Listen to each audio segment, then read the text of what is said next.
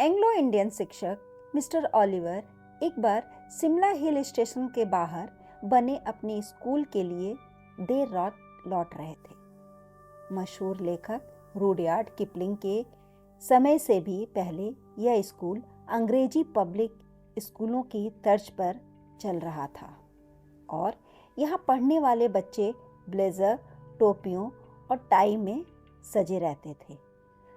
अधिकांशतः समृद्ध भारतीय परिवार से थे। प्रसिद्ध अमेरिकी लाइफ पत्रिका ने एक बार भारत पर किए गए अपने फीचर में इस स्कूल की तुलना इंग्लैंड स्थित प्रसिद्ध लड़कों के स्कूल इटन से करते हुए इसे इटन ऑफ ईस्ट की संज्ञा दी थी। मिस्टर ओलिवर यहाँ कुछ सालों से पढ़ा रहे थे।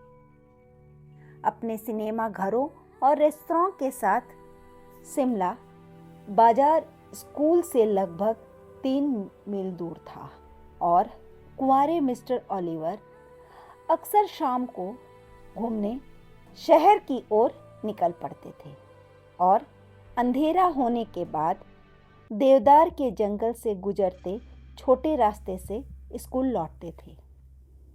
तेज हवा चलने पर देवदार की पेड़ से निकलती उदास और डरावनी सी आवाज़ें की वजह से अधिकांश लोग इस रास्ते को इस्तेमाल नहीं करते और मुख्य रास्ते से ही जाते थे। लेकिन मिस्टर ओलिवर भीरू या कल्पनाशील नहीं थे। उन्होंने एक टॉर्च रखा हुआ था जिसकी बैटरी खत्म होने वाली थी। टॉर्च से निकलता अस्थिर प्रकाश जंगल के संकरे रास्ते पर पड़ रहा था। जब उसकी अनियमित रोशनी एक लड़के की आकृति पर पड़ी जो चट्टान पर अकेले बैठा हुआ था, मिस्टर ओलिवर रुक गए। लड़कों को अंधेरे के बाद बाहर रहने की अनुमति नहीं थी। तुम क्या कर रहे हो लड़के? मिस्टर ओलिवर ने थोड़ी कठोरता से उसके पास जाते हुए पूछा ताकि वह बदमाश को पहचान सके। लेकिन उस लड़के की ओर बढ़ते हुए मिस्टर ओलिवर को यह महसूस हुआ कि कुछ तो गड़बड़ है। ऐसा प्रतीत हो रहा था वह लड़का रो रहा है। उसने अपना सिर झुका रखा था। अपने हाथों में उसने अपना चेहरा थाम रखा था और उसका शरीर हिल रहा था।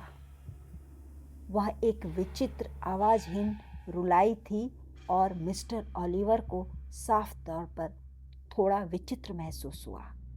अच्छा, क्या बात है? उनकी आवाज़ में अब क्रोध की जगह सहानुभूति थी। तुम क्यों रो रहे हो? लड़के ने न उत्तर दिया न ऊपर देखा। उसका शरीर पहले की तरह खामोश और सिसकियों के साथ हिलता रहा। अरे बच्चे, हो गया, अब तुम मत रो। तुम्हें इस समय बाहर नहीं होना चाहिए। मुझे बताओ अपनी परेशानी। ऊपर देखो। लड़के ने ऊपर देखा। उसने चेहरे से अपने हाथ उठाए और अपने शिक्षक की ओर देखा। मिस्टर ओलिवर की टॉर्च की रोशनी उस लड़के के चेहरे पर पड़ी। अगर आप उसे एक चेहरा बुलाना चाहो तो। उस चेहरे पर आँख, नाक, कान, मुंह कुछ भी नहीं था।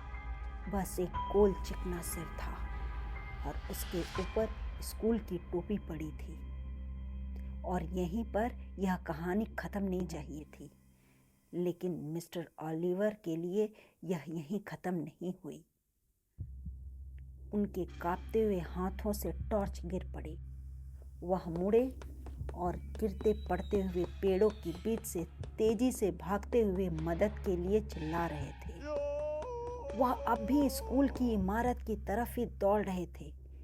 उन्होंने रास्ते के बीच में एक लालटेन झूलती हुई दिखी। मिस्टर ओलिवर चौकीदार से टकराकर लड़खड़ाए और हांफता हुआ सांसें लेने लगे। क्या बात है साहब? चौकीदार ने पूछा। क्या वहाँ कोई दुर्घटना हुई है? आप दौड़ क्यों रहे हैं? मैंने कुछ देखा है, कुछ बहुत ही भयावह। जंगल में एक रोता हुआ लड़का और उसका चेहरा नहीं था। चेहरा नहीं साहब? आँख, नाक, मुंह कुछ भी नहीं। क्या आपका मतलब है कि वह ऐसा था साहब? चौकीदार ने पूछा और रोशनी अपने चेहरे के ऊपर ले गया। चौकीदार के चेहरे पर भी न आंख थी न कान, कोई और अंग और न ही यहाँ तक कि भौहें भी नहीं थी। और तभी हवा चली। और लैंप बुझ गया। धन्यवाद।